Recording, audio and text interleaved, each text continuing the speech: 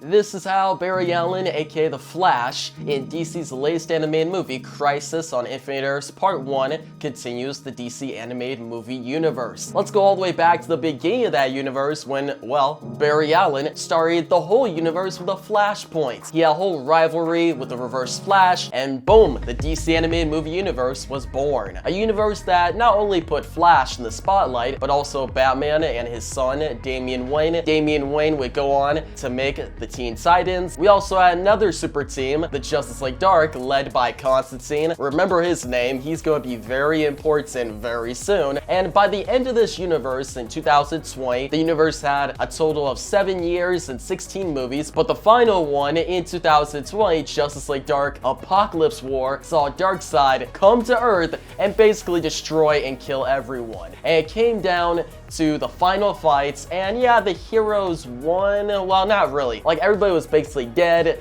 and the universe was about to be destroyed, so Barry Allen sat down with Constantine. Well, they didn't really. Well, Constantine, he didn't sit down. He was just like, hey, it's gonna be alright. And Barry was like, man, I went back in time to make a universe better, and ended up just destroying itself. So it came down to Constantine to come up with a plan. And his plan was to send Barry Allen, the Flash, back in time again and create a whole nother Flashpoint. Barry ran back in time, everything went to white.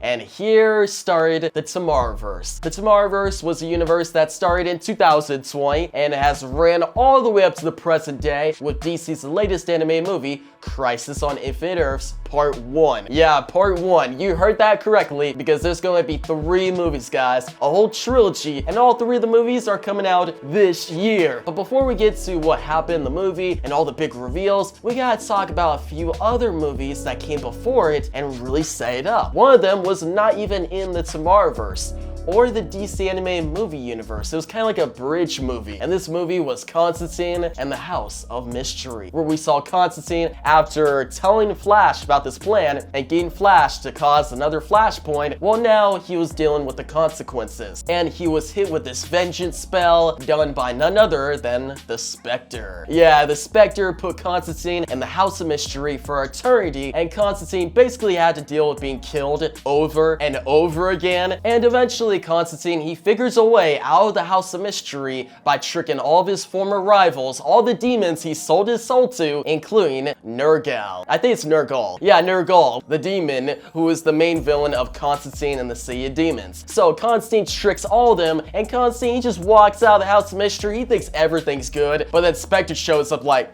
what's up? I'm actually not the one who's really mad at you. The universe, though, is really mad at you. So now it's gonna suck you into an abyss. Yeah, guys, at the end of that movie, Constantine gets sucked into the universe and he gets hit with his real punishment. He ended up becoming the pariah of this universe. Pariah is a character in DC Comics in Crisis on Infinite Earths. He's the character that basically starts the crisis and has to watch all the worlds be destroyed. And it makes sense that Constantine, the one who rebooted the universe, would be the one to watch this new universe be destroyed. It's actually a really creative idea and I love it, but I ain't gonna lie. When I was watching the new Crisis movie, I didn't realize that the beggar was actually Constantine until after my first viewing of the movie. You guys will realize that in my reaction to the movie. My full reaction to Crisis on Infinite Earths Part 1 is down below in the description or the pinned comment. Click the link down below and it'll take you to my website, DCenthusiast.com. You can watch my reaction there. But yeah, he is the pariah.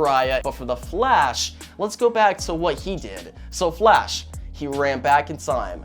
He caused another Flashpoint. And we started the Tomorrowverse out with Man Tomorrow. It seems like every time DC reboots their universe, whether it be live action or animation, it always got to start out with the Superman movie. Like guys, the original DC animated lineup back in 2007, after the end of the DC animated universe, the DCAU, in 2007, DC was like, hey, let's start some original movies, original animated movies that are all basically standalone, but it started with Superman Doomsday. So Superman kicked off that lineup, and guys, that lineup was amazing. From 2007 to 2013, we had Superman Doomsday, we had Justice League, The New Frontier, which is by far one of my favorite DC animated movies of all time. But there are other amazing movies in that time period, like Wonder Woman, Green Lantern, First Flight, Batman, Under the Red Hood, also some good Justice League movies like Justice League Doom. But we also had one of my favorite movies, which I only saw recently, like a couple years ago, which is Justice League Crisis on Two Earths, which, guys, that movie was actually never supposed to happen. We were supposed to have a similar movie like that between Justice League the Animated Series and Justice League Unlimited in the DCAU. And the movie was supposed to be titled Justice League Worlds Collide, which it was all our original Justice League lineup go to another world and take on the crime syndicate of the DCAU. But instead, that movie was scrapped, and DC just went right into Justice League Unlimited. But eventually, we got,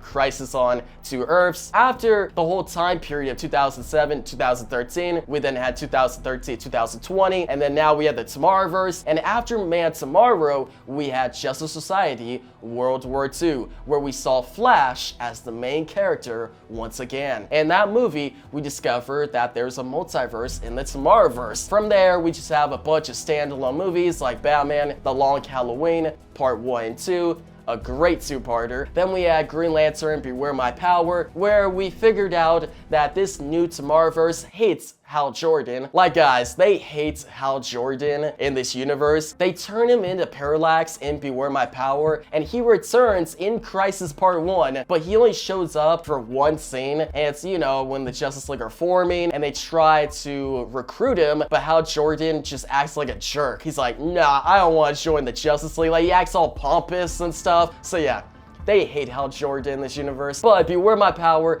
did introduce Jon Stewart and Hawkgirl, and they eventually joined the Justice League. And then we had Supergirl. She spotlighted in Legion of Superheroes, which that will be important in Crisis Part 2. It seems like Supergirl is going to be the main character of that movie, but for this first Crisis movie, Flash was the main character. It wasn't Batman, it wasn't Superman, it wasn't Wonder Woman. The Trinity, they had their big spotlight in War World, which I did not really enjoy that movie, you guys know. But Crisis Part 1 is literally night and day in terms of quality. Crisis Part 1, it follows Flash. You see him going present day to the future, to the past, like all over the place. And like the first 45 minutes, we see Flash and Superman go up against Amazo. Amazo beats the crap out of Superman. Flash then takes Superman to Wayne Manor alongside Green Arrow, and we get that end credit scene from Long Halloween. It's basically about the formation of the Justice League, and they take on Amazo. Amazo is the villain for like the first half of the movie. Well, he's not a villain. Like, he's created by Professor Ivo, but then Lex, he gets involved. They basically do the DCAU Amazo story, but in a different way and in different animation. Now, I still think the DCAU Amazo is the best form of the character, but this form of Amazo, I would put it at second place, a very close second.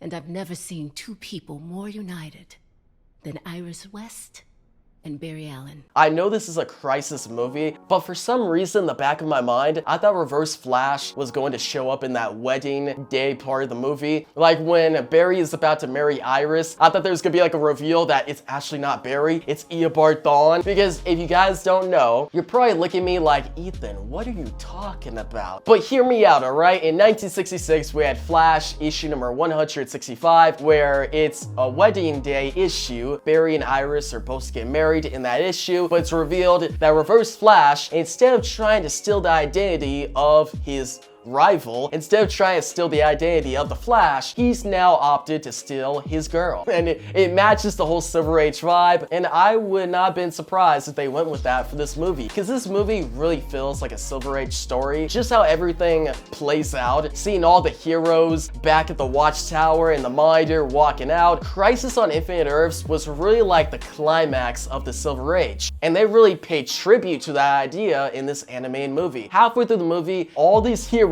are transported to the Watchtower, and as this is going on, we see what happens on Earth 3, which is the Earth of the crime syndicate. And they are hilarious. There's one part in this movie where a building is about to be destroyed, like it's collapsing, and all these people think they're about to die, but then Ultraman comes in and he starts lifting the building. And me watching the movie, I was like, huh, Ultraman's actually becoming a hero in his final moments as this big antimatter wave is approaching. But then he pushes the building to the other direction. So the building is still destroyed, and then it's revealed that he was not trying to save anyone. He was just trying to save the statues of himself. Yeah, it turns out this building was above a bunch of statues of the crime syndicate. The crime syndicate is just a group of a bunch of narcissists. The crime syndicate, their world gets destroyed, all these other worlds get destroyed, and it comes down to the Flash to actually save everyone. It comes down to him sacrificing himself. So this entire movie was all about Barry Allen the Flash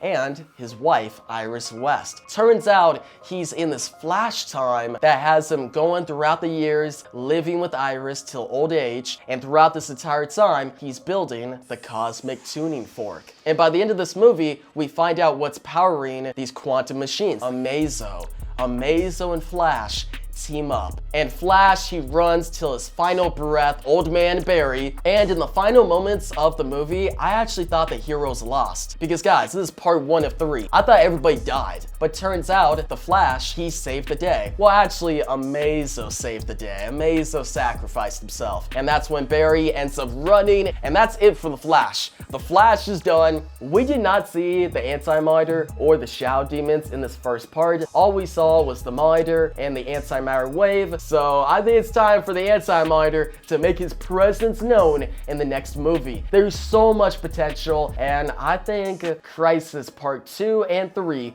will realize that potential, and we're about to get some masterpieces. Like, I am so excited, guys. You guys tell me your rating down below, and as always, DC Nation, I appreciate you guys a lot, and yeah, thanks for watching, and peace out.